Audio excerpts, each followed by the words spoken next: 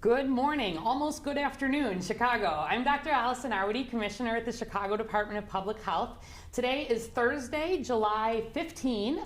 Thank you so much for joining us. We started a little bit late today because the mayor was at a really nice press conference celebrating the opening of the new district, or the new headquarters for the Park District.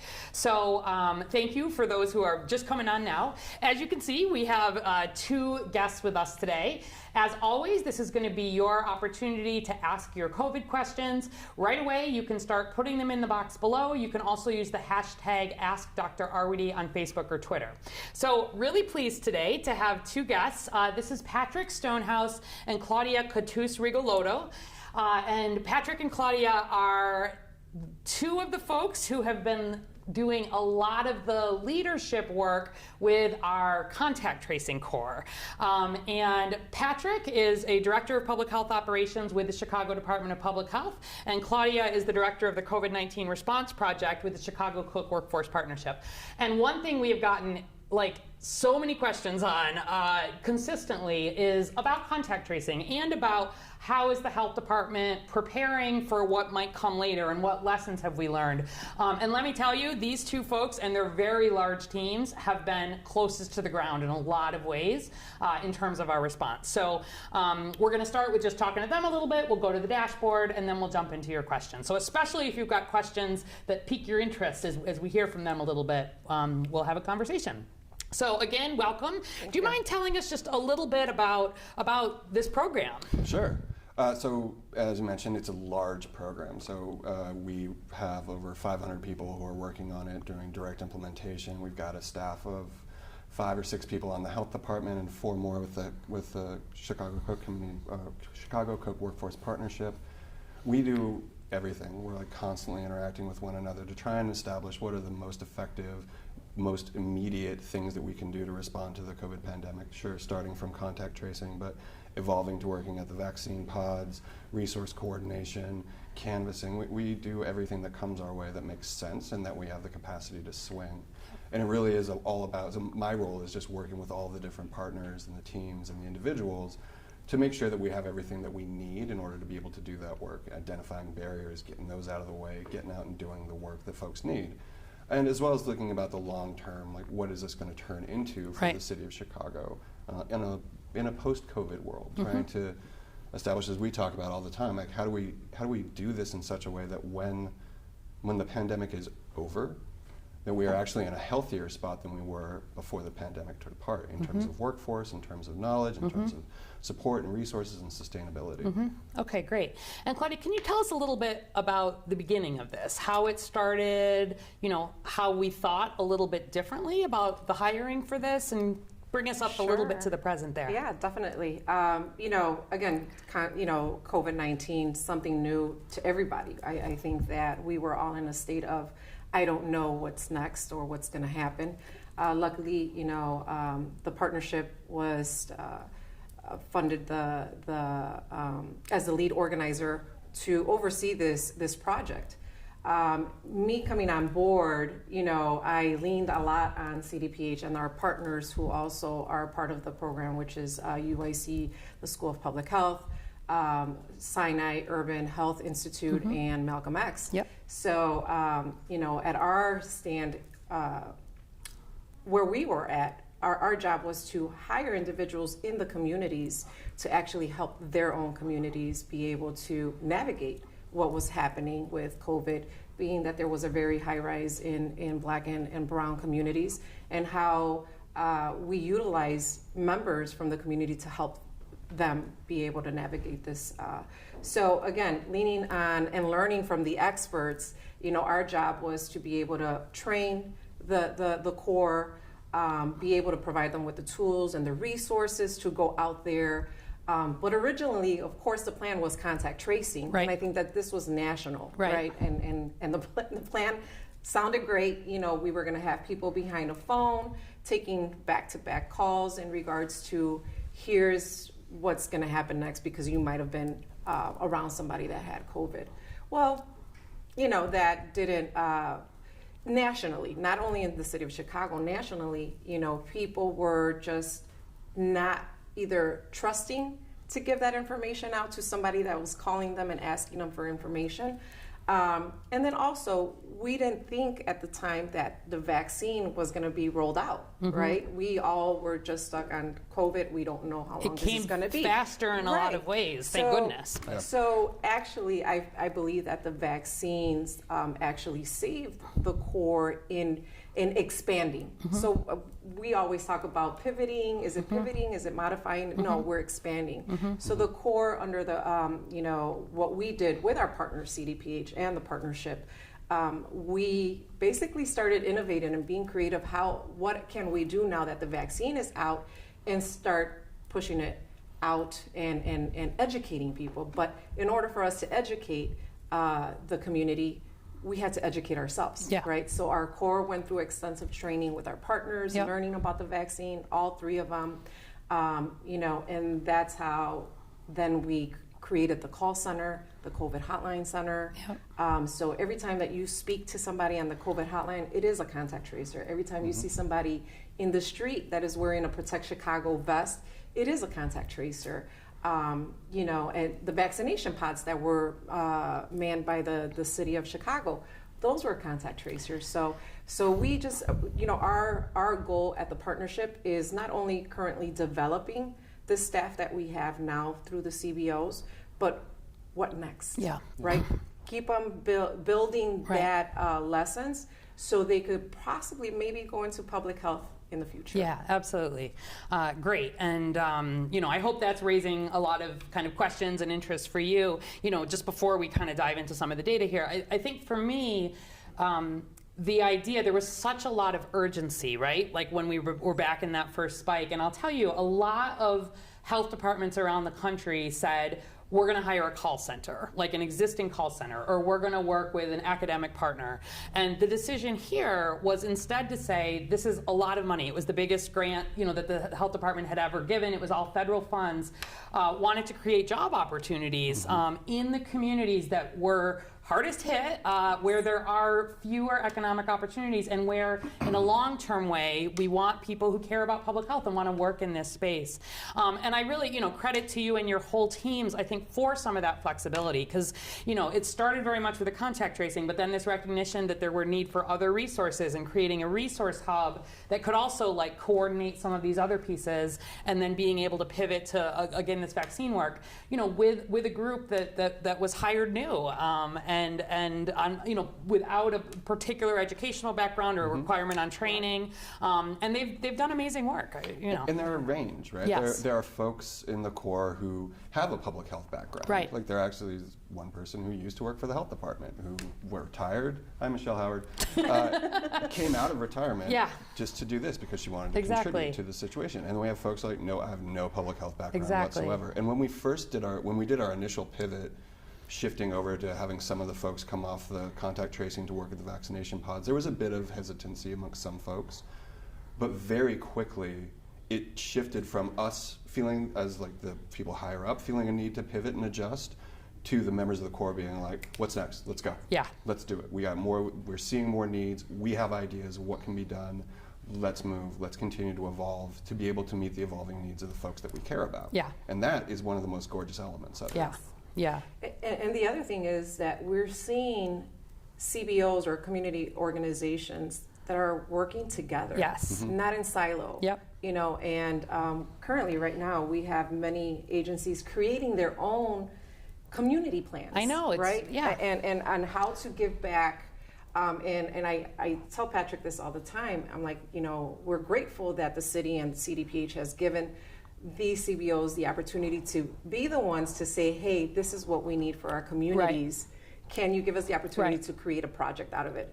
And we have, and it's been working. So, shout out to all our contact tracers, which we call Response Corps. They are working 7 days a week.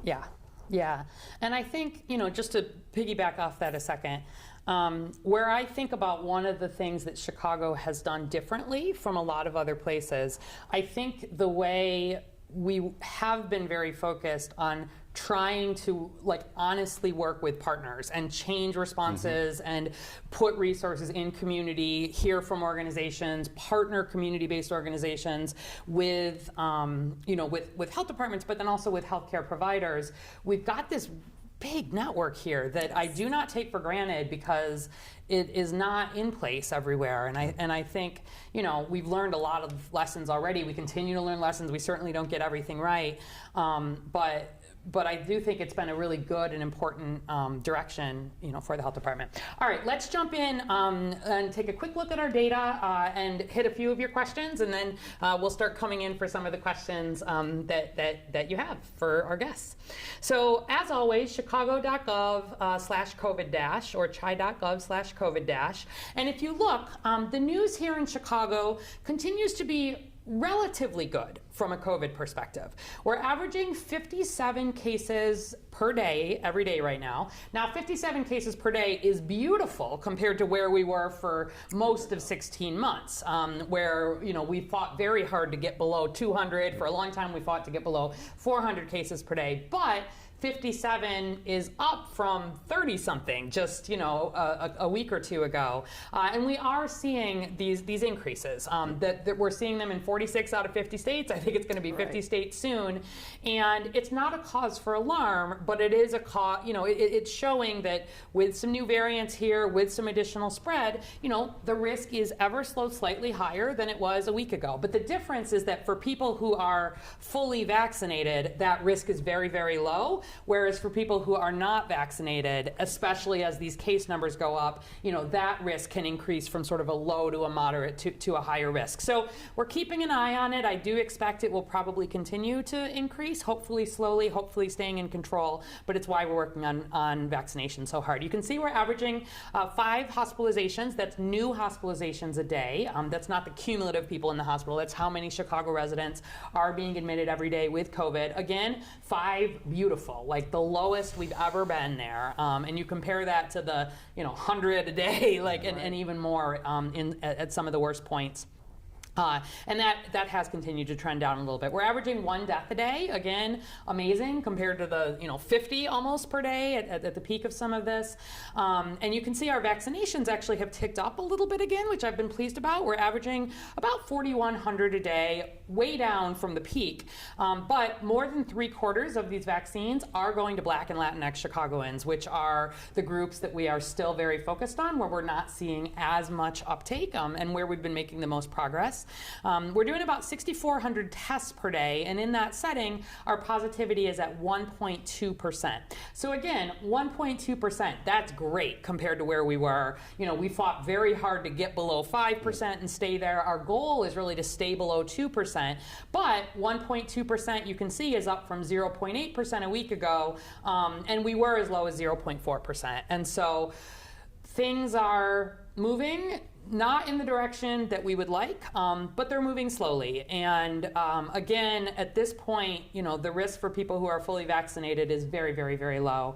And the risk for people who are unvaccinated is in the kind of moderate range, I would say, low to moderate, at 2 cases per 100,000. So for time, I won't go through more details today, but just as a reminder, you can look at cases by zip, tests, vaccines, and vaccines by zip here.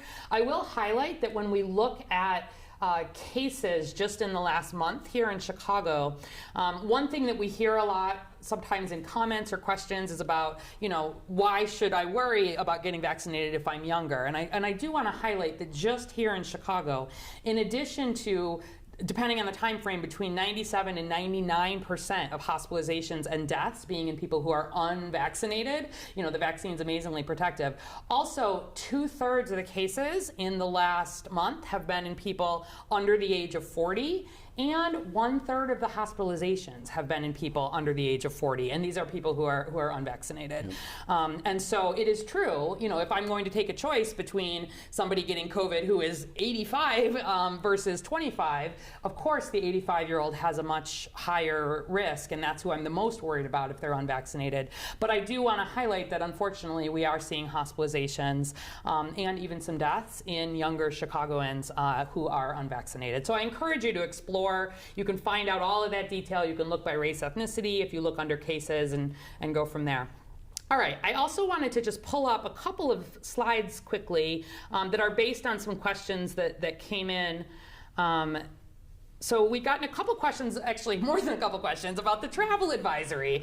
Because on Tuesday, after a number of weeks with the whole country in our yellow zone, meaning there's not any requirement for quarantine or for testing, 2 states, you can see here both Missouri and Arkansas, were added back to that travel advisory. And that's because both of those states are now over 15 cases per 100,000 per day. And unfortunately, both of these states are seeing big surges. Not like, here we're averaging still 2 per 100,000 per day, which is good. But the risk is pretty high here. And they've got hospitals that are filling up. They've got ICUs that are filling up. They're having some issues with ventilators again, and these are some of the least vaccinated areas in the country. There are other states that are getting close to that cutoff, and we may need to add in a week or two. Some of those include Nevada, Louisiana, Utah, Wyoming, and Florida, and I know we have a lot of travelers to Florida.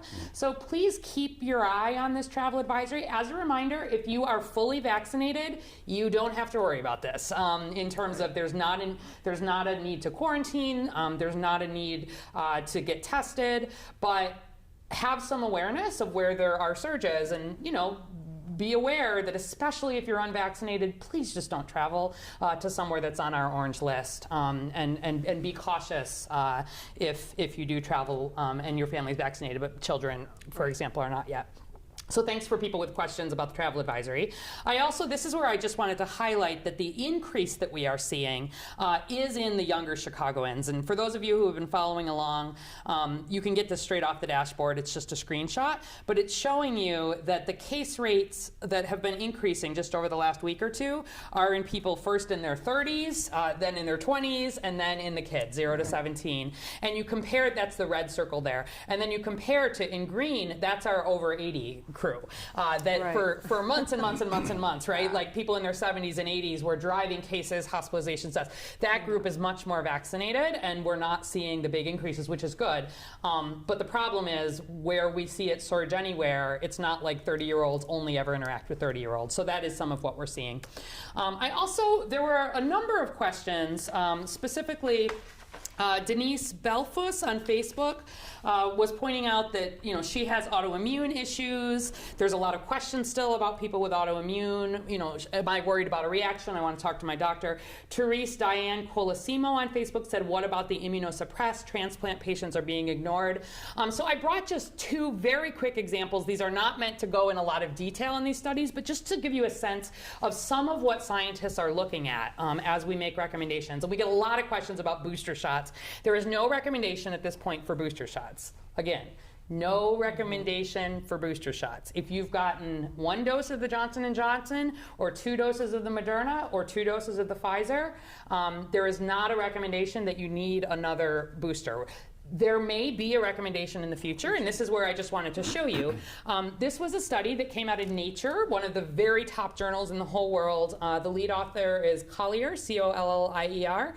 You can look it up if you want. But this was showing, at the most basic level, this is just one chart out of the article that was showing you want to be at a high level here to have vaccine protection. High levels, we'll just leave it at that. And what you can see is that when they checked people after vaccination, levels were very, very, very high. People 20s, 30s, 40s, 60s. But then after just a single dose of Pfizer, there was quite a drop-off in people who were over 80. And so, that the protection was better. The variants looked good after that second dose. But this is why you may hear, this is one of many studies where people are saying it's possible that people who are older, who are in long-term care, maybe over a certain age, it's possible there could be a recommendation for them in the future. This is the kind of study that we look at. And then similarly, again, we're not going into detail here, but I just wanted to give you a sense. This is another article that I was reading in a science journal. This one is by, let me just pull it here. Bokel. And this one is highlighting that in studies where there actually has been a lot of work looking at people who are immunosuppressed, whether they're post a transplant, whether they're on a medication that can decrease the immune system. And again, just to kind of give you a sense of this, so again, a higher level here means better protection, and those black bars that you're seeing show kind of the average of the protection, if you will, after the second dose of vaccine. And on the left here, it says HC, those are healthy controls, people, you know, that they were comparing. The next one here is people who were on no immunosuppressive therapy. So, you know, and you can see both of these had protection levels, if you were, that were high. And then each of these were studies of people on different medications that we worry, you know, could potentially make the vaccine not work as well. It is not that there is a recommendation that people with these diseases should not get the vaccine, because by and large they absolutely should. But for example, this TNF, there's a whole class of medications called TNF, that alpha blockers that people with rheumatoid arthritis or Crohn's disease may be on, and their level of protection was actually very good. People on methotrexate, another common medication, their level was good. The people on the combination, their level was good. But there was this one group, it's called CD20. That's a much less common medication. It's a medication that some people who might have, for example, certain kinds of chronic leukemia, and the way that medication works, it's actually trying to limit B cells, which you need B cells for your immune response. And then finally people on, but this one here, you can see their level of protection was actually not very good. And then prednisone, which is a really common medication that people will be on after an asthma flare-up, or sometimes for other immunosuppressive reasons. You know, in this study, the only medication of concern were people on this class of medications. And so we pull studies like this together and look at them to really make recommendations for the future about who might need a booster, what that might be like. But let me just highlight, by and large, that, you know, I spend a lot of time, I love actually reading my science articles. My team knows it's like my favorite thing to do. Like if you see me on the L in the morning, you'll see me like reading science articles about COVID. But the news is really good on COVID vaccines. Like, you know, the news on the variants is good. The news on the length of protection is good. Like it is beautiful to read such good news. But I just wanted to highlight, because I get a lot of comments like scientists aren't really looking at this. Absolutely we are, but it takes some time to really understand what that can look like.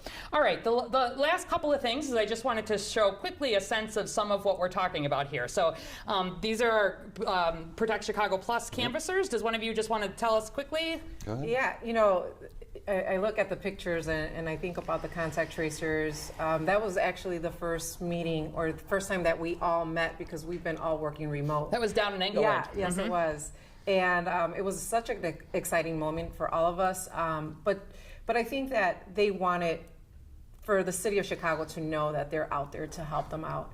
You know, again, we have 500 individuals out there working 7 days a week. You know, hearing you about the science articles, that's what we encourage them to actually, when there is downtime or they're doing what we call earn and learn, to read articles like that and to keep up with information. So I encourage the city of Chicago that if you do have these questions, you know, also feel free to call the call center, the COVID hotline, because we have individuals that are there to be able to support or answer any type of questions that you might have. And again, if they don't have the answer, believe me, they will come to CDPH or our partners or anybody else that we could get and gain that information to either call you back and provide you that information. But what we want to do is limit that hesitancy, right? That why should I get the vaccine? Whether it's a cultural, you know, upbringing, or just because you read something in the blog that didn't make sense, you know, 312-746-4835. That is the COVID hotline that the contact tracers are manning and answering calls 8 to 8 Monday through Friday, Saturday and Sunday.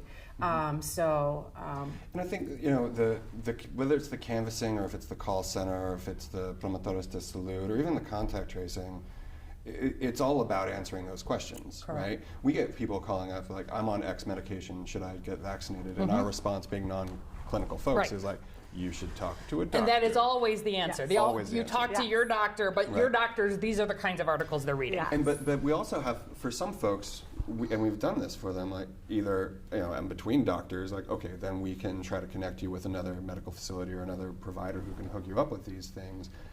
Also, we can help work through with you how to ask these kinds of questions if you don't feel comfortable having that kind of an engagement with your medical provider.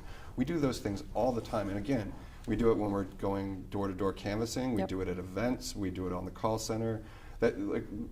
We're there for whatever question or concern folks have. And to Claudia's point, if we don't know the answer, or we will find out and get back to you. But a lot of times we find ourselves working with folks to discover their own answer, rather than here is the fact that answers your question. Right. Working with people to figure out how they want to address whatever their concern or barrier is. Yep. Okay, perfect.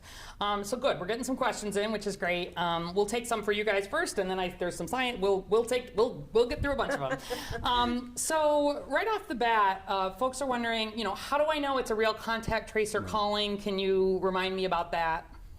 Right, so the first thing, if a contact tracer from our group is calling you, it's going to show up as COVID contact tracing core. That's what the phone number should show up. Chai Tracer Core. Chai Tracer Core. So that's the primary thing. The second thing is, if you have any doubts, you can say, I don't buy it, and we will give you the phone number, and you can call us back, and you'll go through the entire process. It's there's a phone tree where you have to select, am I calling for a contact tracing or case investigation? It's a City of Chicago effort. It is an official thing, but if you want to make the call to us, that is perfectly fine. And the other thing that I think is really important to remember, if you're getting a call from a legitimate contact tracer, all of our questions are going to be related to COVID and potential COVID exposures. We're not going to ask you your social security number. Right. We're not going to ask you any financial information. If we did, you should hang up on us, right? Because it's none of our business and has nothing to do with the contact tracing or control of the pandemic. So all of our questions are going to be about you, your health, potential exposures that you've had, interactions that you've had with other members of your family. That's all we're going to talk about. We are going to ask you some questions about any barriers you're experiencing or any challenges you're experiencing with resources, like if you're having trouble with rent or if you're having trouble with food. But none of that's going to go into any kind of personal detail. It's really all about, could we connect you with a resource that can help address those barriers? And again, if anyone asks you, well, how much do you make? It's not us. Right. Don't feel the need to answer that question. Yeah, and just to let folks know, we continue to investigate every single case of COVID that is detected. There's work, and it's a longer process, but there's a case investigator who does that initial reach out, and then where there are contacts, that feeds into the contact tracing. So we investigate every case. So please, if the health department is calling and wants to talk to you about COVID, we are just there to give you information, to support you in those needs, and to help try to stop the spread of COVID. So people have this perception, I think, or we still get some questions about how do you decide who gets contact traced or whatever.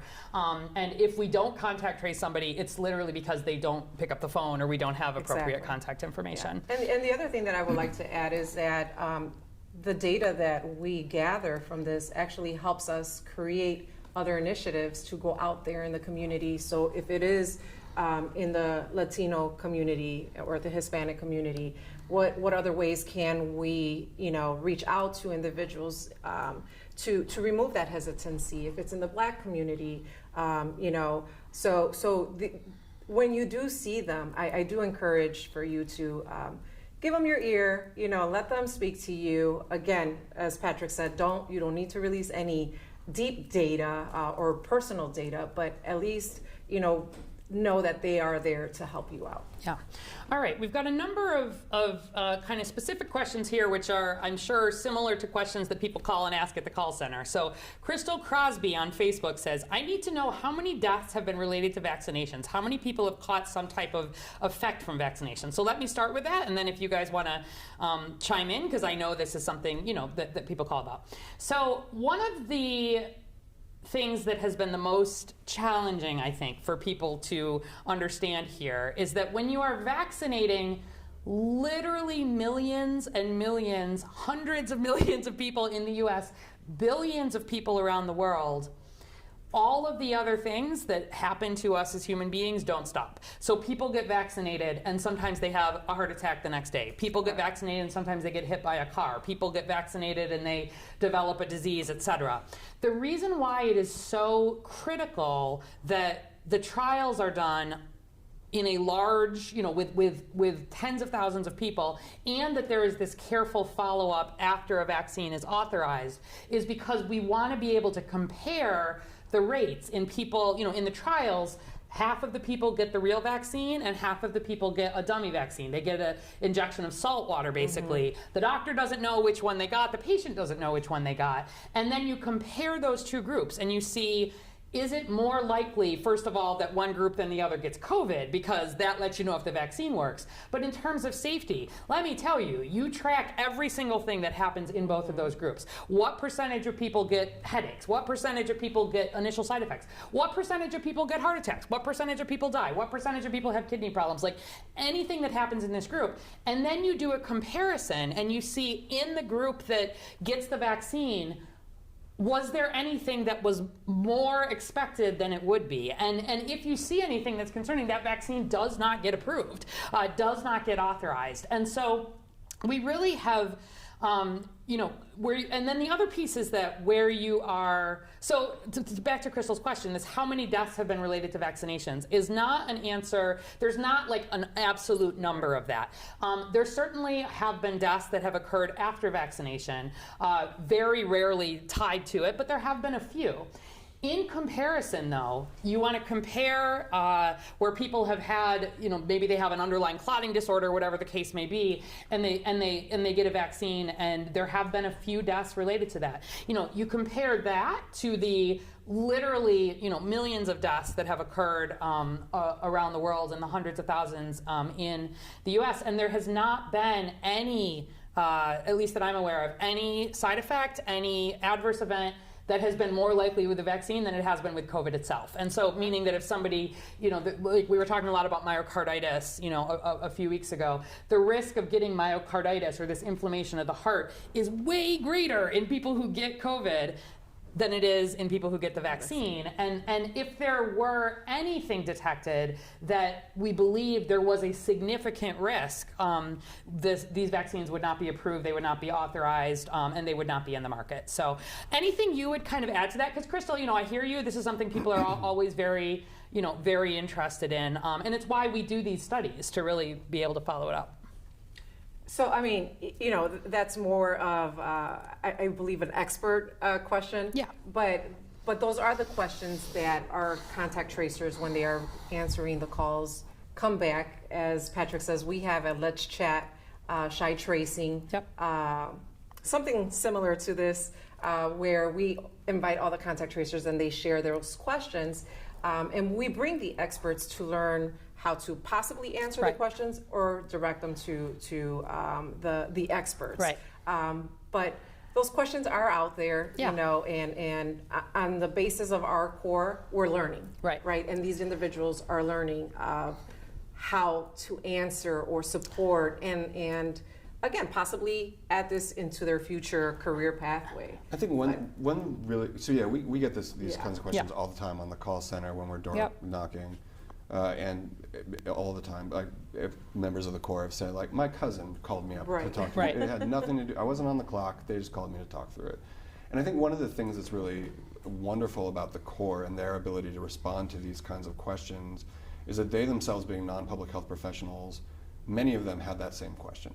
Right? Like, they asked themselves that question when the vaccines first came out.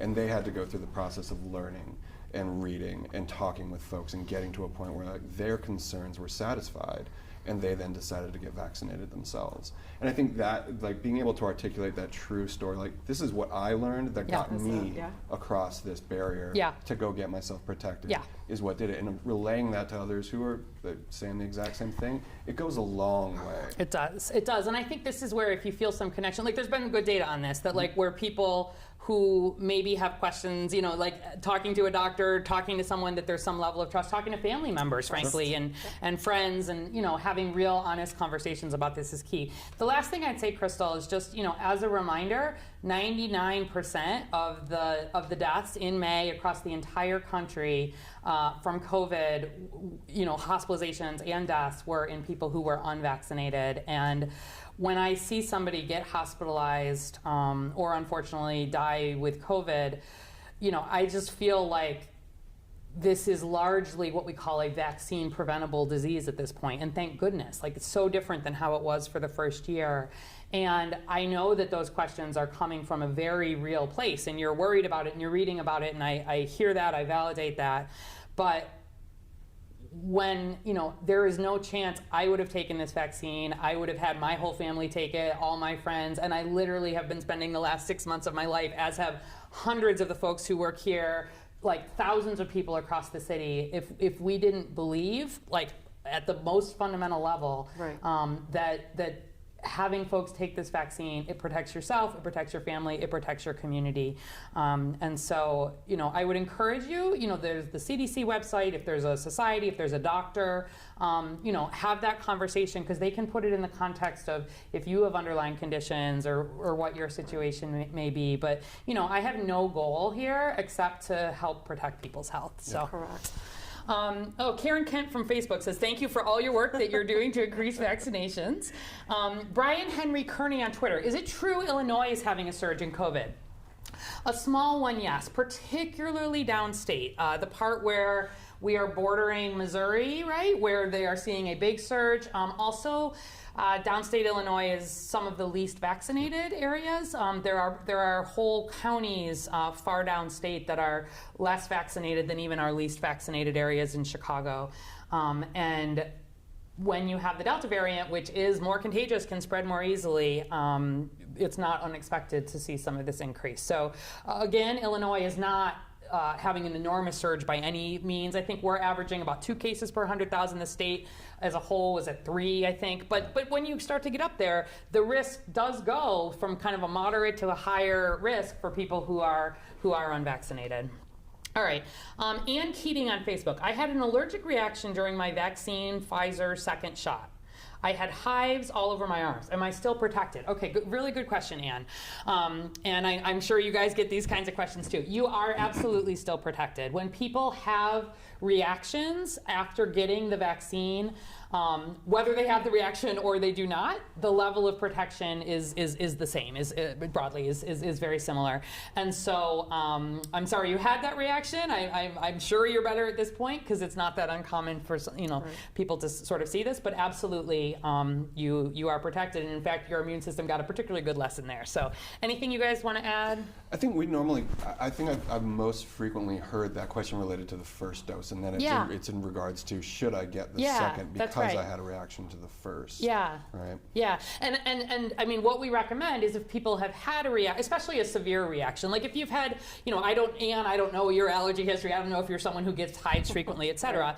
But especially if somebody has kind of a serious allergic reaction, we want you to have a conversation with your doctor. Mm-hmm. It is not common at all, let me tell you. We've got all the protocols, we've got all the things. I hear about it when it happens. It is not common. But we've had this extra monitoring period just to make sure if people were having an allergic reaction, that we would recognize it. So, and you're right, it is more common that people, if they were going to have it, would potentially have it after a first. But so you are still protected. And again, as a reminder, we've not seen a connection to food allergies or bee sting allergies or oral medication, meaning medication you take by mouth allergies, or dust, or none of that has been associated with an increased risk of allergic reaction to the vaccine. So luckily, it has been very rare. Okay. Lots of things. Andy Silberman on Facebook says, why isn't it mandatory for healthcare workers to get vaccinated for COVID-19, including staff of long-term care facilities? So I'll start on this, and if you guys want to chime in. So where shall we start on this? So it is absolutely within an employer's rights to mandate COVID vaccine. And in fact, we have seen some healthcare settings here in the Chicago area already announced that this is absolutely, in many cases they're saying we're going to require it once the full FDA approval is in place, which we expect sometime in the next few months, probably this fall. And it is also legal, and there have been court cases that have supported you. There is not a need to wait even for that FDA approval, but I think that even from a planning perspective, that's been. So first, I would really like to congratulate Loyola, which was the first sort of large system here in the Chicago area to say that they're going to mandate COVID vaccination for their staff. And then just this week, University of Chicago Medicine. And I know that there are many others that are considering this, may not have announced it yet. This is absolutely a best practice. It is strongly recommended. It is not out of, we do this especially in healthcare settings where you've got a lot of people with immunocompromise and like lots of potential for spread. That there are many vaccines that actually are mandated in these settings, and so the Chicago Department of Public Health very strongly believes that this is appropriate and it's good. We are working, certainly in the healthcare settings at the health department. I've been very clear with staff that in our clinical settings, I want people vaccinated. I want my staff protected. I want the patients that they're seeing protected. But it is, it's a larger conversation. And I think, we have seen locally, I know there have been at least one or two long-term care facilities that have also made that decision. Frankly, if that is pretty clearly a best practice there too. There are concerns around, what we hear is concerns around staffing, right? That these are really hard jobs and it can be hard to keep staff in them. But it's something that we are in conversation with certainly healthcare facilities here, and I expect that we will see more. And I would encourage you, you're asking about long-term care facilities. I don't know if you have a loved one, but I would, if I were making a decision about where to put a loved one who maybe needed more long-term care, it would be one of my very first questions. So anything you want to add to that? Anything for me? I mean, we actually recently had a conversation with one of the members of our corps specifically about long-term care facilities and their ability. They were saying, like, my wife's in one, and I want to go see her, and I'm concerned, and because this person was saying, like, I'm fully vaccinated, like, can I go? And it's one of those things where this is information that's useful to the broad city, but also it was a beautiful sort of crystallization of the relationship within the corps where we have those kinds of conversations with one another about our personal lives and our experiences of COVID. And so we were able to, we pulled some guidance. I actually reached out to one of the medical directors of the health department, specific, what's the guidance that this person can then bring and say, I need to be able to see my wife because I'm fully vaccinated. And that was really meaningful. But I also think we do get phone calls all the time about mandated vaccinations at schools. We get a lot of questions from within the corps about mandated vaccination amongst the corps members themselves, right? Do we have to be vaccinated to do this? And the answer, by and large, is no. Because there are numerous reasons why an individual, as we've discussed many times, there are some medical reasons, right? And it's okay. There's also, we want to be respectful of individuals' perspectives and concerns. We want to work on them, but we get it. We did have one sort of point where, with the door-to-door canvassing efforts, where the explicit purpose of that is to go and have conversations with individuals in an active stance about their concerns, provide them with information. The goal is to get individuals to say, yes, I want to get vaccinated. We didn't feel comfortable having people who themselves had not been vaccinated to go do that. It felt disingenuous. And we don't want to do that. With the call center, we are more receiving phone calls. It's okay, have a conversation with the person about the concerns on the direction. But that was the one point where no, this is only for folks who've been vaccinated. Yeah, and I think this thing, and thank you for actually, I failed to mention that there are always in these policies, and there have to be actually by various kind of standards, there have to be medical and potentially religious exemptions as well. So just to be really clear about that, just as there would be for a flu shot or anything else. But with those exemptions, it is something that there is a tradition of, and I think this is exactly, there's different levels of risk, right? In terms of what kind of exposure people are having. Where the health department has nurses that are going to visit newborn babies in their homes, I want those folks vaccinated. Right? I don't want to add a level of worry for my staff or for the family, with the new baby. To give an example, and I mean, I've been pretty clear that for folks who work at CDPH, we're all sort of in this. But one other thing, because there's some follow up here, and I know this is a hot question here. the city of Chicago, like CDPH, is never going to say you must be vaccinated because you live in the city of Chicago. That is never going to happen. That's never going to happen at the federal level. There's always going to be that level of choice, but there are settings, whether that's your employment setting, school setting. We've seen higher education where we've had such problems with outbreaks, say, for on-campus students, like, you got to be vaccinated if you want to be back. Like, those are absolutely appropriate, and we are in support with the appropriate exemptions there. And I do think once the vaccine has that full authorization, which again, the research is done, it's just the FDA is getting through its its formal and final processes, I think we may see some more of this. All right, we are, believe it or not, kind of coming up on time here. Is there anything that you feel like we didn't get to that you wanna highlight? No, again, I just enforce that, reach out to us, reach out to the Corps, let them help you and guide you and support you with any COVID or vaccine questions that you might have, and we're there, so we really encourage you to either when you see us in the street or if you decide to call us, or any other incentive or initiatives that might be coming in the future. Just know that the Corps is working very hard to make sure that we protect Chicago and that we're all safe, and hopefully we don't do a repeat of a year ago. So just a reiteration, like COVID hotline phone number 312-746-4835. We are there at your disposal. You've taken how many calls? Do you know? Over 240,000 inbound calls. Just since March 4th. Yeah. Yeah. And over 40,000 outbound calls where we've proactively reached out to folks for various reasons. But then also that the Resource Coordination Hub does still exist and is still operating. And you can call into them at 844-929-2917. And their job is really to work with you to identify what are the barriers that you're experiencing to keeping yourself and your family and your loved ones safe, and then to work with trying to connect you to the resources that are appropriate for that.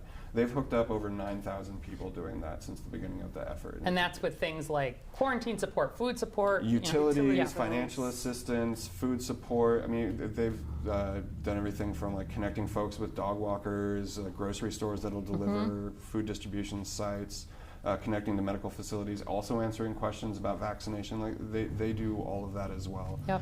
And the third thing is if you're interested, there are opportunities for individuals to participate in some of the same kind of work. So Malcolm X City College offers a vaccine ambassador training. It's an online training at your own pace. It's free.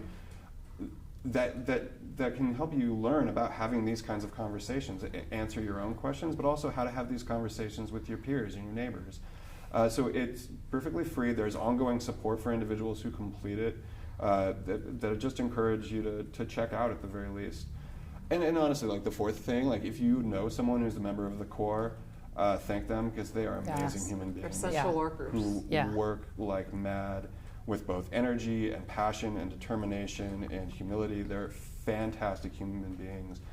Some of the most inspiring people that I've ever worked with. They're just fantastic. Yeah. Thank you. I think that was a really good summary. We're getting some really nice. Phaedra Leslie on Facebook says, "Yay, Claudia! Katu's so proud of you," and some other people who are really proud of this work. I think. I would just say that this is something. This model of hiring from communities, in partnership with community-based organizations, think about workforce development at the same time, and think about what are the unmet needs of Chicagoans, and then really, change where we're putting resources and how we're addressing things is very much how we want to do our work as a health department, moving forward. And so, thanks to everybody who's been part of that. And I will just say, for people, I know I never get through all of your questions, but just imagine this team, they represent, what was it, 100, how many thousand? 240,000. Yeah, 240,000 questions, calls and questions for scheduling. We do, if we didn't get to this, we do try to pull some things. I see there were a number of schools questions. We'll hit those for sure. We're going to be talking a whole lot about schools, so I didn't touch them today. And if we didn't get to you otherwise, I do try to pull in some of the things that are consistent, at the beginning of the next session. So we will see you back. At this point, we are down to once a week, assuming things stay in reasonably good control. So we'll see you back next Thursday at our normal time, 11 a.m. Again, Patrick Stonehouse and Claudia Katush, who are from our contact tracing core / Healthy Chicago core / all of the work of contact tracing, vaccine outreach, and really just getting the word out in the parts of Chicago and for the whole city where that's been needed. So thanks again to your whole teams, and thank you for tuning in. We will see you next week. Thank you.